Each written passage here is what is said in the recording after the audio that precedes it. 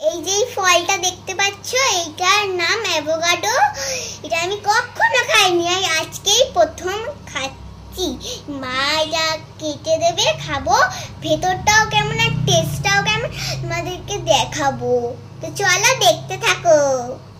মা এটা কেটে দিয়েছে, এরকম ফল। এবার এটা খেয়ে সবাইকে বলো তো টেস্টটা কেমন। দাঁড়াও, তোমাকে একটা চামচ দিচ্ছি, দাঁড়াও। আচ্ছা, ধীরে ধীরে করো।